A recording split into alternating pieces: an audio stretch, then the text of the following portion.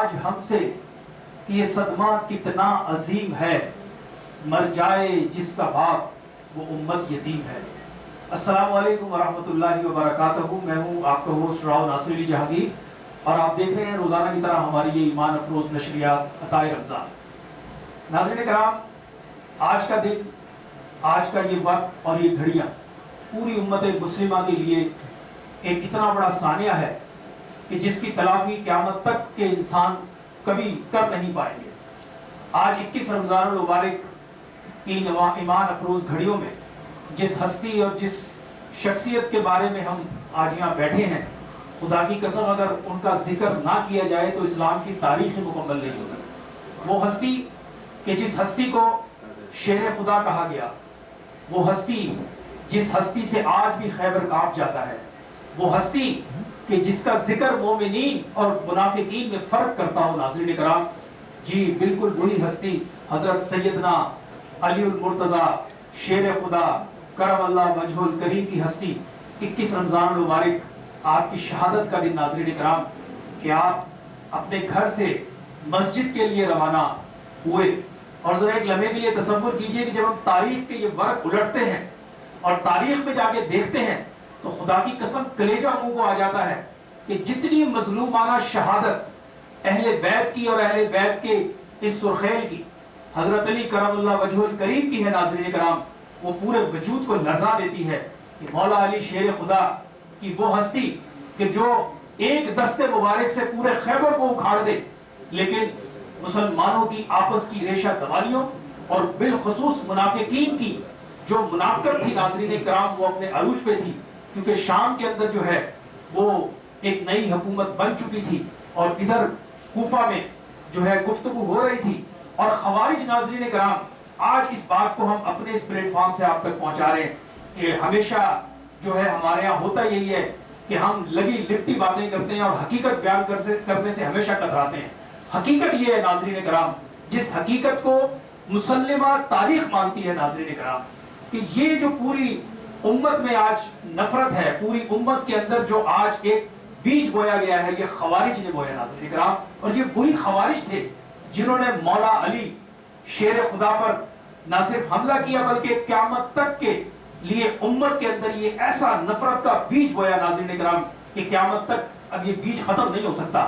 آپ ذرا ایک لمحے کے لیے تصور کیجئے کہ خوارج نے کیسا خوفناک جال بچھایا، اور کیسی جو ہے، آپ ذرا اس پوری تاریخ کے اندر جب جائیں گے اور آپ سے ہم کلام ہوں گے، علماء کرام ہمارے ساتھ ہیں، اس گفتگو کو ہم آج کی اس ایمان افروز ٹرانسمیشن میں پہنچائیں گے۔ لیکن ناظرین کرام، میں اس سوچ کو آج بھی اپنی سوسائٹی میں دیکھتا ہوں۔ جب 1450 سال پہلے اس سوچ کو ہم اس وقت دیکھتے تھے، تو آج جب ہم ان تاریخ کے پنوں پہ وہ ساری چیزیں پڑھتے ہیں تو پورا وجود لرز جاتا ہے۔ آپ ذرا تصور کریں، مولا علی شیر خدا کا قاتل کون ہے؟ حافظ عبد الرحمن ابن ملجم۔ اور تصور کریں اس وقت الزام کیا ہے مولا علی پر، کہ معاذ اللہ مولا علی شرک کرتے ہیں، اور شرک کی بنیاد پر انہوں نے کتنا خوفناک جال پھیلایا اور کتنا خوفناک وار کیا، امت کے دل کے اوپر وار کیا، ناظرین کرام۔ اور پھر یہ بھی دیکھیں آپ، آج بھی ہماری سوسائٹی میں یہ خوارج موجود ہے جو امت مسلمہ پر شرک کے فتوے لگا کر، ناظرین کرام، اور آج بھی ہمارے گلی کوچوں میں یہ خون کی ہولی کھیلتے ہیں۔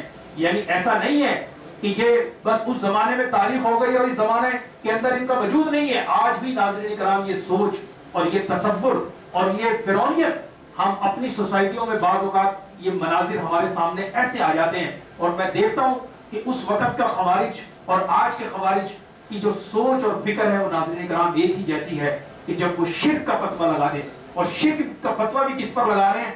کہ جو توحید کے سب سے بڑے پرستار ہیں، جنہوں نے توحید کو ہمارے سینوں میں منتقل کیا ہے، انہی پر شرک کا فتویٰ لگا کر اور کوفے کی مسجد میں جو آپ پر وار کیا۔ تو آج اس کے اوپر بھی ہماری خصوصی گفتگو ہے۔ میں باقاعدہ جو اپنی ٹرانسمیشن کی آگے بڑھانے سے پہلے علماء کا آپ سے تعارف کراتا ہوں جو آج کی اس ایمان افروز نشریات میں ہمارے ساتھ موجود ہیں، اور آج ہم بات کریں گے ضربت علی پر اور حقائق پر بات کریں گے۔ ناظرین کرام، ہمیں تو حقیقت بیان کرنی ہے۔ ہمارے لیے تو سب سے بڑی جو سعادت ہے، جو سب سے بڑی اللہ کی رحمت ہے، وہ یہ ہے کہ ہم ان خوش نصیب لوگوں میں سے ہیں کہ جو اس بات کو اپنے دل کے اندر محسوس کرتے ہیں کہ مولا علی کا ذکر اہل ایمان کے چہروں پر روشنی لاتا ہے اور منافقین کے چہرے بگاڑ دیتا ہے. یہی پہچان ہے علی والوں کی اور یہی پہچان ہے منافقین کی. اس زمانے میں بھی یہی پہچان تھی اور قیامت تک یہی پہچان رہے گی, کیونکہ دو جہانوں کے سردار نے ہمیں کسوٹی دے دی, ہمیں بتا دیا, راستہ دکھا دیا اور چلنے کا جذبہ بھی عطا فرما دیا. اور آپ صلی اللہ علیہ وآلہ وسلم نے فرمایا کہ علی کا ذکر جو ہے وہ مومنین کے چہروں پر روشنی لاتا ہے اور علی کا ذکر جو ہے وہ منافقین کو ظاہر کر دیتا ہے. ناظرین کرام, آج گفتگو کے ہمارے ساتھ موجود ہے علامہ مفتی غلام غوث مدنی صاحب. آپ کو ہم خوش آمدید کہتے ہیں آج کے اس ایمان افروز پروگرام میں, خصوصی پروگرام میں. ظاہر سی بات ہے اس وقت پوری امت مسلمہ میں مولا علی شیر خدا کے مناقب اور ان کی امت کے لیے جو خدمات ہیں اس پر ہم بات کر رہے ہیں. ماشاءاللہ سے تو آپ ذرا فرمائیے گا, کیونکہ آپ ماشاءاللہ سے منسلک ہیں خیر خائی کے کاموں کے ساتھ اور آپ کام کر رہے ہیں. تو آج کے اس 21 رمضان کے اس واقعے پر آپ کس طرح سے اپنے جذبات کا اظہار کریں؟ جی الحمدللہ رب العالمین والصلاة والسلام علی سید الانبیاء والمرسلین, اما بعد فاعوذ باللہ من الشیطان الرجیم, بسم اللہ الرحمن الرحیم. بہت شکریہ راؤ صاحب, آپ نے امورس خوبصورت ٹرانسمیشن میں مجھے مدعو کیا. آپ کا شکریہ. اللہ تعالیٰ ہماری اس ٹرانسمیشن کو کرنا اور مولا علی شیر خدا کرم اللہ تعالی وجہ الکریم کا ذکر خیر کرنا اپنی بارگاہ میں قبول فرمائے. آمین آمین. اللہ مولا علی شیر خدا کرم اللہ تعالی وجہ الکریم کے فضائل و مناقب کا کیا کہنا. جی جی جی. آقا دو جہاں صلی اللہ علیہ وسلم ارشاد فرماتے ہیں کہ مولا علی شیر خدا وہ ہستی ہیں کہ جن کے چہرے کو دیکھنا بھی عبادت. سبحان اللہ. بے شک بے شک بے شک. مولا علی شیر خدا کرم اللہ تعالی وجہ الکریم کو جو کوئی دیکھ لیتا تو ان کے چہرے پر روشنی اور خوبصورتی آ جاتی. بے شک بے شک. اور اس کا چہرہ کھل اٹھتا. واہ. لیکن اگر چہرہ کسی کا نہ کھلتا تو وہ منافق تھا کہ جس کا چہرہ نہیں کھلتا, بجھا ہوا چہرہ ہوتا. بجھا ہوا چہرہ ہوتا. صحیح بات ہے. قرآن مجید فرقان حمید میں اللہ تبارک و تعالیٰ نے ارشاد فرمایا قُلْ لَا أَسْأَلُكُمْ عَلَيْهِ أَجْرًا إِلَّا الْمَوَدَّةَ فِي الْقُرْبَى. سبحان اللہ. اے محبوب آپ فرما دیجئے میں تم سے سوال نہیں کرتا بے شک کسی بھی اجر کا مگر میری مودت کے بارے میں, کہ میری اہل بیت کا خیال رکھنا. لیکن ہم دیکھتے ہیں کہ مولا علی شیر خدا کرم اللہ تعالی وجہ الکریم جو وہ ہستی ہیں 19 رمضان المبارک کو ایک ایسا بدبخت اور شقی القلب جو کہ حافظ بھی ہے جس کا نام عبد الرحمن ابن ملجم ہے, وہ حضرت علی رضی اللہ تعالی عنہ پر ایک ضرب لگاتا ہے اور مسجد میں آ کر وہ پہلے سے چھپ کر بیٹھتا ہے. اس طاق میں بیٹھتا ہے کہ کب مولا علی شیر خدا کرم اللہ تعالی وجہ الکریم آتے ہیں اور میں ان پر حملہ کرتا ہوں. پھر اس بدبخت نے مولا علی شیر خدا کرم اللہ تعالی وجہ الکریم پر حملہ کیا. میں یہاں پر یہ بات کہنا چاہتا ہوں کہ حضرت علی رضی اللہ تعالیٰ عنہ اور حضرت امام حسین رضی اللہ تعالیٰ عنہ کی شہادت میں مماثلت ہے. والد کی شہادت میں اور بیٹے کی شہادت میں مماثلت ہے.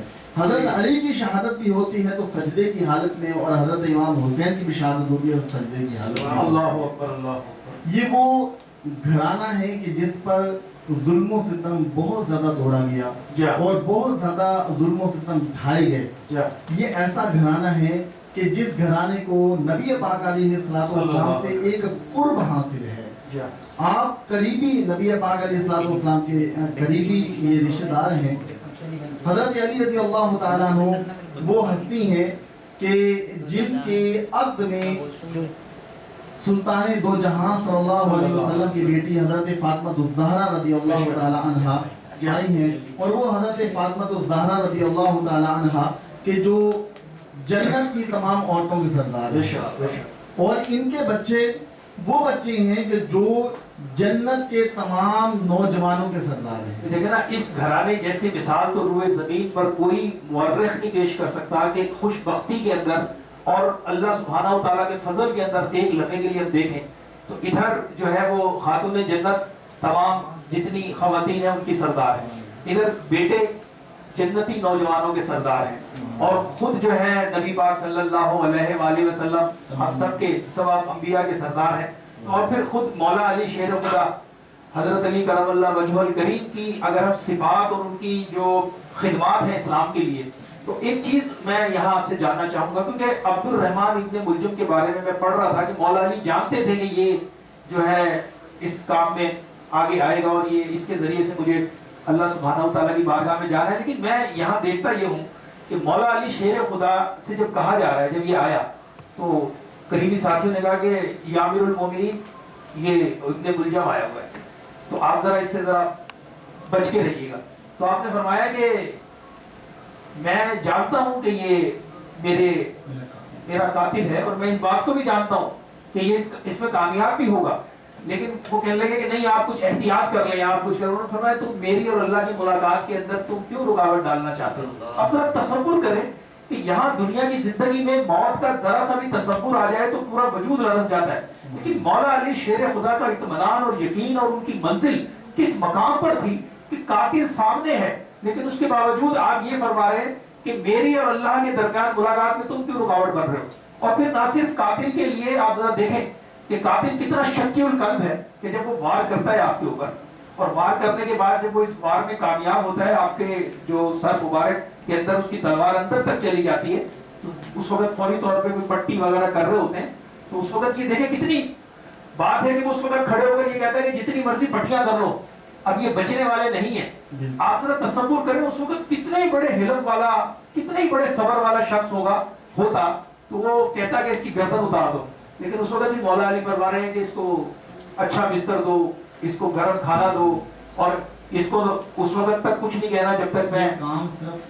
تصور کریں ذرا کیا اللہ سبحانہ و تعالیٰ کی ودا ہے ان کے اندر، اور وہ اللہ سے ملاقات میں کتنے مطلب ان کا شوق اور جذبہ ہے. ہم اس دنیا کی زندگی کے اندر دیکھتے ہیں تو آج جو امت کے اندر ایک افتراق ہم دیکھ رہے ہیں، ایک ڈویژن دیکھ رہے ہیں، بنیادی طور پر تو ہمیں اس کو بھی ڈیفائن آج کرنا ہے. اس کے بارے میں آپ کیا فرمائیں گے؟ مولا علی کا وقت شہادت وہ پرسکون انداز میں، اور وہ اللہ کی للہیت کا جذبہ کہ وہ دیکھ رہے ہیں کہ میرا قاتل ہے، لیکن اس کے باوجود آپ کہہ رہے ہیں کہ اس کو کھانا اچھا کھلاؤ، اس کو جو ہے اس وقت تک زندہ رکھو جب تک میں ہوں، اگر میں انتقال کر جاتا ہوں تو پہلے آپ نے فرمایا اس کو معاف کر دینا، پھر فرمایا اس کو ایک ہی ضرب لگانا اور اس کو تکلیف مت دینا. تو آج امت کہاں کھڑی ہے؟ وہ اتنی بڑی ہستی ہو کر، اتنے مرتبے پر فائز ہو کر امت کے لیے کیا پیغام دے رہے ہیں؟ آج امت جو ہے وہ ایک ہم بٹی ہوئی نظر آ رہی ہے، امت میں ایک جو ہے ہم افتراق دیکھ رہے ہیں. اس کے بارے میں کچھ فرمائیے. دیکھیے میں یہاں پر یہ بات کہنا چاہتا ہوں، یہ پختہ یقین. سبحان اللہ. بے شک نبی پاک علیہ الصلوۃ والسلام نے ارشاد فرمایا کہ جو شہید ہوتا ہے خون کا زمین پر قطرہ نہیں گرتا، اللہ تعالیٰ اس کی بخشش فرماتا ہے. سبحان اللہ سبحان اللہ. تو یہ وہ پختہ یقین تھا حضرت علی رضی اللہ تعالیٰ عنہ کا. شہادت کا ایک شوق تھا کہ کاش شہادت کا ایک درجہ مل جائے. سبحان اللہ سبحان اللہ. اور یہ درجہ پانے کے لیے ہی پھر آپ نے اپنے اس بدبخت جو قاتل تھا اس کو بھی گرفتار کرنے کا حکم نہیں دیا، بلکہ آپ نے یہی سوچا کہ میں اللہ تبارک و تعالیٰ سے ملاقات کا مجھے اشتیاق ہے کہ میں جلدی اللہ تبارک و تعالیٰ سے ملاقات کروں. اور آپ کو یاد ہوگا مفتی صاحب جب حضرت علی کرم اللہ وجہہ الکریم، یہ شہادت سے کافی عرصے پہلے کی بات ہے، جب نبی پاک صلی اللہ علیہ وسلم مدینہ منورہ میں تشریف فرما تھے، ایک عرصے میں آپ بہت شدید بیمار ہوئے اور جا کر نبی پاک صلی اللہ علیہ وسلم سے عرض کی کہ یا رسول اللہ میری حالت تو اتنی خراب ہے کہ مجھے نہیں لگ رہا کہ میں بچوں گا. تو نبی پاک صلی اللہ علیہ وسلم نے حضرت علی کرم اللہ وجہہ کی طرف دیکھ کر مسکرایا اور فرمایا جب تک یہ تیری جو داڑھی ہے یہ سرخ نہیں ہوگی خون سے اس وقت تک تم مرو گے نہیں، اور ابھی ٹائم ہے، ابھی بہت وقت باقی ہے. تو آپ یہ دیکھیں کہ شوق شہادت کا جو جذبہ ہے وہ کس منزل کے اوپر ہے کہ مشکل سے مشکل صورتحال میں بھی مولا علی شیروں کی طرح کھڑے ہوئے ہیں. اور جس وقت میں وہ منظر جب دیکھتا ہوں بعض اوقات کہ جب خیبر فتح نہیں ہو رہا تھا اور خود جب نبی پاک صلی اللہ علیہ وسلم نے فرمایا کہ بھی کل جو ہے ہم جھنڈا جس کو دیں گے اس کے ہاتھ پہ اللہ سبحانہ و تعالیٰ فتح عطا فرمائیں گے. تو اب ہم سب صحابی رسول کا ایک جذبہ تھا کہ کاش کی سعادت ہمارے حصے میں آ جائے. لیکن جب صبح نبی پاک حرم میں داخل ہوئے تو آپ نے داخل ہوتے ہی پہلا جو کلمہ فرمایا وہ فرمایا کہ علی کہاں ہے. اب آپ ذرا تصور کریں کہ مولا علی جب آپ کو وہ جھنڈا ملتا ہے اور آپ کو کہا جاتا ہے کہ علی یہ جھنڈا لو اور خیبر کی فتح کے لیے، اس سے پہلے آپ آشوب چشم میں ہیں، آپ فرماتے ہیں یا رسول اللہ میری آنکھیں جو ہیں وہ آشوب چشم میں ہیں، تو آپ اپنا لعاب دہن لگاتے ہیں، اللہ سبحانہ و تعالیٰ ان کی آنکھیں ٹھیک کر دیتے ہیں.